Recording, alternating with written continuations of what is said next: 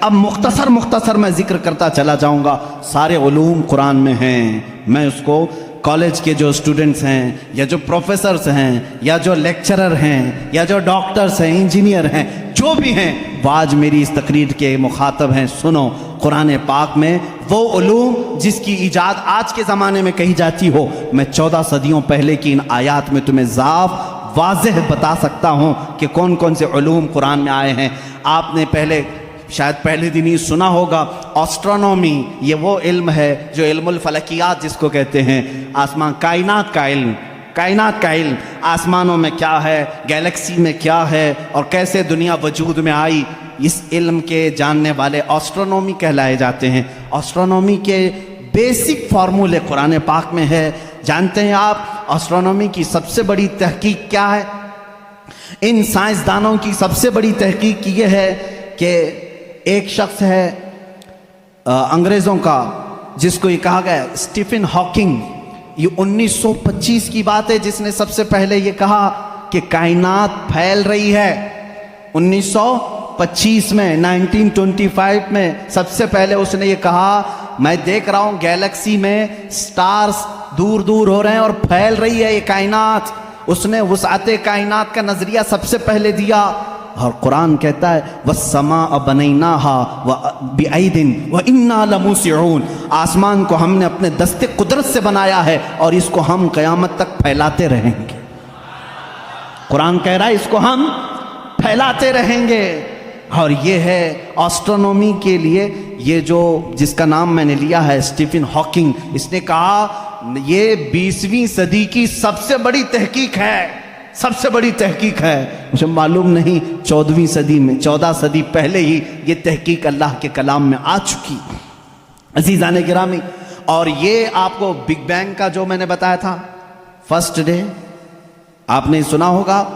اس زمانے میں نہیں بلکہ یہ بگ بینگ کا جو وہ لایا ہے جس نے آسٹرونومی میں جو سب سے پہلے سائنسدان نے کہا کہ پہلے یہ زمین آسمان سب چیزیں ایک ہی تھیں, ایک بڑا دھماکہ ہوا اس سے پوری کائنات پھیلی. ان کا اب جا کر کے یہ نظریہ ہوا کہ ایک بڑا دھماکہ ہوا, اس کے بعد سب چیزیں الگ ہو گئیں, چاند الگ ہوا, تارے الگ ہوئے اور سورج الگ ہوا, زمین الگ, آسمان الگ. اس تھیوری کو قرآن نے خود بیان کیا ہے. اولم یر الذین کفروا ان السماوات والارض کانتا رتقا ففتقناہما. اللہ فرماتا ہے اے محبوب کیا نہیں دیکھتے وہ کافر اب بھی انکار کر رہے ہیں, زمین اور آسمان ملے ہوئے تھے, ہم نے ان کو پھاڑ کر کے الگ کیا. فتقناہما, فتق کہتے ہیں ایسا زور کا دھماکہ ہونا اور جھٹکا دینا جس سے ساری چیزیں بکھر جائیں. اور قرآن نے اس بگ بینگ کا ذکر کیا ہے. یہ اور بات ہے کہ اس کی تحقیقات اور ہوتی رہیں گی. آسٹرولوجی جس میں علم نجوم ہے اس کے متعلق بھی میں نے بتایا تھا کہ ستاروں کے متعلق بلیک ہول کا تذکرہ سورہ واقعہ میں موجود ہے. اللہ فرماتا ہے لا اقسم بمواقع النجوم, قسم ہے ان جگہوں کی جہاں جا کر کے ستارے فنا ہو جاتے ہیں, اس کو آج سائنسدان بلیک ہول کہتے ہیں. یہ آسٹرولوجی ہے. اور بوٹانی جانتے ہوں گے آپ, علم نباتات, پودوں کا علم, یہ ایک پورا باضابطہ ایگریکلچر, اس پر تو یونیورسٹیاں قائم ہیں جس میں پودوں کی نشو و نما کے متعلق تحقیقات ہوتی ہیں. اور قرآن اس کی تمام تفصیلات بتا رہا ہے. وَمِن كُلِّ الثَّمَرَاتِ جَعَلَ فِيهَا زَوْجَيْنِ اثْنَيْنِ. اللہ فرماتا ہے ہر پھل میں ہم نے میل اور فیمیل رکھا ہے.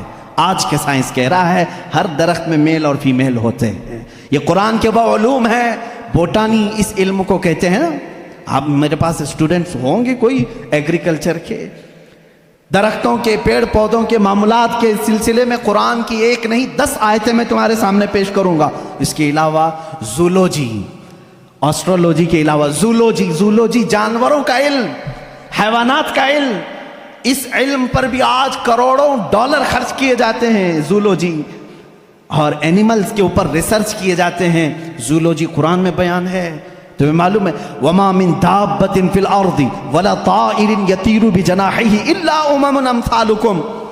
ایک سائنسدان ہے, اس سائنسدان کا نام میں تذکرہ نہیں کر رہا ہوں, اس نے سب سے پہلے کہا جانوروں میں بھی انسانوں جیسی کچھ عادتیں ہیں, میں نے ان پر تحقیق کی ہے. اس سائنسدان نے کہا اور رب تعالیٰ فرماتا ہے زمین میں کوئی جانور ایسا نہیں اور اڑنے والے پرندوں میں کوئی ایسا نہیں، الا امم امثالکم، وہ سب کے سب تمہارے جیسی سوسائٹی رکھتے ہیں، تمہارے جیسی سوسائٹی، ان کے خاندان ہوتے ہیں، ان کے اپنی برادریاں ہوتی ہیں، ایک ہی خاندان کے ساتھ اڑتے ہیں، آتے ہیں جاتے ہیں۔ یہ پرندوں کا معاشرتی معاملہ یہ زولوجی کہلاتا ہے، آج کی تحقیق میں ہے اور قرآن میں موجود ہے۔ قرآن اس بات کو پہلے بتا چکا ہے، صرف پرندوں کی بات نہیں میرے عزیزوں، اس کے علاوہ جو اور بھی اس میں ہے۔ قرآن پاک میں چونٹیوں کا علم، ایک سائنسدان ہے، اس نے کہا ہے کہ چونٹیاں بات کرتی ہیں ایک دوسرے کو، اور یہ سب ایک دوسرے کے کانٹیکٹ میں آ کر کے ہی کام کرتی ہیں۔ اور قرآن کہہ رہا ہے، سورہ نمل پوری چونٹیوں کی آیت سورہ ہے، اللہ تعالیٰ فرماتا حتی اذا اتوا علی واد النمل قالت نملۃ یا ایھا النمل ادخلوا مساکنکم، جب سلیمان علیہ السلام اپنے لشکر کے ساتھ سے گزر رہے تھے تو ایک چونٹیوں کی وادی کے پاس آپ آئے، تو اللہ فرماتا ہے چونٹیوں کی جو بڑی سردار تھی اس نے ساری چونٹیوں سے کہا یا ایھا النمل ادخلوا مساکنکم، اے چونٹیوں جلدی جلدی اندر داخل ہو جاؤ، کہیں سلیمان علیہ السلام کا لشکر تمہیں بے خبری میں روند نہ جائے۔ چونٹی بات کر رہی ہے اپنے تمام افسروں کو یا اپنے سپاہیوں کو، اور یہ قرآن کہہ رہا ہے۔ اور آج اس پر ریسرچ کرنے والے کو بہت بڑا انعام بھی دیا گیا ہے کہ چونٹیاں بات کرتی ہیں، یہ زولوجی میں آتا ہے، جانوروں پر ریسرچ کرنے والے۔ شہد کی مکھی پر ایک بندہ ہے جس نے ریسرچ کیا اور اس کو نوبل انعام ملا ہے، نوبل پرائز ملا ہے، اس کا نام واشوین اس طرح سے کچھ ہے، اس کو نوبل انعام ملا ہے۔ اس نے کہا یہ مکھی جو ہے جو چھتے پر آتی ہیں، ان کے اندر ایک کمیونیکیشن ہوتا ہے، ان کے اندر ایک رئیس ہوتی ہے، ایک ملکہ ہوتی ہے، سردار ہوتی ہے۔ پہلے کے جو کتابیں ہیں، شیکسپیئر کی کتابیں مشہور ہیں لٹریچر میں انگلش کے، شیکسپیئر کی کتابوں میں شہد کی مکھی کو مذکر بیان کیا گیا ہے، جیسے اس کے بہت سارے سپاہی ہوتے ہیں، ایک اس میں سردار ہوتا ہے مکھیوں میں۔ لیکن یہ 1975 میں 1975 میں ایک سائنسدان نے تحقیق کر کے بتایا شہد کی مکھیاں کمیونیکیشن کرتی ہیں، ایک دوسرے سے رابطہ کرتی ہیں، اور ان کو ایک ملکہ ہوتی ہے اور وہ آرڈر دیتی ہے اور اس کے آرڈر کے اعتبار سے سب جاتی ہیں۔ اور قرآن میں دیکھو رب تعالیٰ فرماتا ہے وَأَوْحَى رَبُّكَ إِلَى النَّحْلِ أَنِ اتَّخِذِ مِنَ الْجِبَالِ وَمِنَ الشَّجَرِ بُيُوتًا فَاسْلُكِي سُبُلَ رَبِّكِ ذُلُلًا يَخْرُجُ مِن بُطُونِهَا شَرَابٌ مُخْتَلِفٌ أَلْوَانُهُ فِيهِ شِفَاءٌ لِلنَّاسِ۔ اللہ فرماتا ہے تمہارے رب نے شہد کی مکھی کو یہ علم دیا ہے، اور شہد کی مکھی کا جو ورڈ یوز ہوا ہے عربی میں وہ مؤنث یوز ہوا ہے۔ اللہ قرآن میں فرماتا ہے مکھا نہیں مکھی۔ اب تک کہتے تھے کہ مکھی کا جو مذکر ہے وہ اس پہ سب چھتے پر لا کر جمع کرتے ہیں۔ 1975 میں زولوجی اس علم کی تحقیق کرنے والے ماہر سائنسدان نے بتایا نہیں، ساری مکھیاں اس میں سے جو رئیس ہوتی ہے وہ بھی مؤنث ہوتی ہے، اس کے جتنے افسر ہوتے ہیں وہ بھی مؤنث ہوتے ہیں۔ قرآن اس میں مؤنث کے صیغے استعمال کر کے فرما رہا ہے شہد کی مکھی رئیس اپنے ہم نواؤں سے کہتی ہے جاؤ پھولوں کو چوز کر کے لاؤ، وہ آرڈر دیتی ہے اور اس کے بعد وہ لا کر کے اپنے تھوک کو جمع کرتی ہیں۔ اب یہ بھی اس نے 1975 میں یہ بھی ایجاد کیا شہد کہاں سے نکلتا ہے، شہد کہاں سے نکلتا ہے۔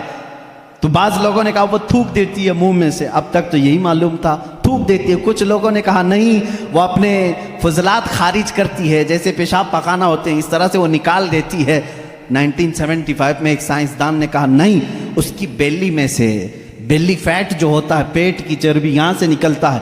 رب تعالیٰ فرما رہا ہے یخرج من بطونها، ہم شہد اس کے پیٹ کی چربی سے نکالتے ہیں۔ زولوجی کی یہ تحقیق 1975 میں ہوئی، اور قرآن عظیم اس وقت فرما رہا ہے ہم شہد کی مکھی کے پیٹ میں سے نہایت ہی میٹھی غذا تمہارے لیے نکالتے ہیں، اس میں اللہ کی نشانیاں ہیں، اور خود مولا نے فرمایا شفاء للناس، اس میں پوری تمہارے لیے انسانوں کے لیے شفا ہے۔ اور اتنا ہی نہیں میرے عزیزو، یہ ڈنک مارے تو زہر ہے، لیکن اپنے شہد کے چھتے میں جا کر چھوڑ دے اپنے پیٹ کی غذا تو دنیا کی سب سے عظیم غذا ہے۔ ایک ہی چیز میں دو چیزیں ہیں. اور اس کے علاوہ جانوروں پر بہت سارے کہ اللہ تعالیٰ فرماتا افلا ینظرون الی الابل کیف خلقت، تم نہیں دیکھتے کہ اونٹوں کو اللہ نے کیسے پیدا کیا. تو زولوجی کے سے تعلق رکھنے والے اسٹوڈنٹ سے میں کہتا ہوں اونٹوں کی پیدائش پر تم بھی ریسرچ کرتے ہوں گے. آج تقریباً یہ کالجوں میں پڑھایا گیا ہے زولوجی کے اسٹوڈنٹس کو کہ تمام مخلوقات میں اونٹ کی تخلیق ایک سب سے الگ ہے، اس لیے کہ اس کے اندر ایسا مادہ ہے 1 مہینے تک بغیر کھائے پیے زندہ رہتا ہے، پانی جمع کر لیتا ہے. اور رب تعالیٰ فرما رہا ہے سارے جانوروں میں اس کی تخلیق الگ کی گئی ہے، تم نہیں دیکھتے اونٹوں کی طرف. قرآن پاک میں زولوجی کا ایک پورا چیپٹر مجھے الگ کر کے آپ کو بتانا پڑے گا. بہت ساری چیزیں، پرندوں کا علم، چیونٹیوں کا علم، حتیٰ کہ اللہ تعالیٰ نے مکڑی کے متعلق بھی بیان فرمایا. مکڑی کا جالا اتخذت بیتا وان اوہن البیوت لبیت العنکبوت. اللہ فرما رہا ہے دنیا کے گھروں میں سب سے کمزور گھر مکڑی کا ہوتا ہے. آج تحقیق تقریباً 1950 یا 60 کے بیچ میں ایک سائنسدان نے کہا کہ مکڑی جانوروں میں سب سے کمزور دل والی ہوتی ہے، اس لیے کہ یہ اپنے نر کو ہی مار دیتی ہے. اور قرآن کہہ رہا ہے اتخذ وان اوہن البیوت، بلکہ اللہ فرما رہا ہے سب سے کمزور گھر مکڑی کا ہوتا ہے اور سب سے کمزور دل بھی اس کا ہوتا ہے. یہ زولوجی کے چیپٹرز ہیں. اگر اس کے بعد اور تھوڑا سا نکلو گے تو پھر میں اگر آپ کو آگے لے جاؤں میڈیسن کے بارے میں قرآن نے کیا کیا کہا ہے، بہت بڑا ایک طویل چیپٹر ہے. میڈیسن، دوائیوں کے متعلق قرآن میں پورا علم موجود ہے. شہد کو ہی لے کر کے آج ریسرچ ہوئے ہیں. شہد کے اندر اللہ نے فرمایا فیہ شفاء للناس، اس میں لوگوں کے لیے شفا ہے. اور ورلڈ وار 2 کے ٹائم پہ، سیکنڈ ورلڈ وار کے درمیان اکثر زخمیوں کو شہد لگا کر کے صحیح کیا گیا.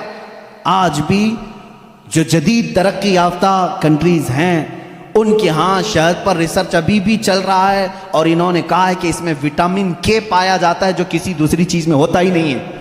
یہ زخموں کو بہت جلدی ختم کر دیتا ہے اور زخموں پر فنگس آنے نہیں دیتا، انفیکشن آنے نہیں دیتا. رب فرما رہا ہے فیہ شفاء للناس. میڈیسن کا تذکرہ کیا قرآن میں نہیں ملتا؟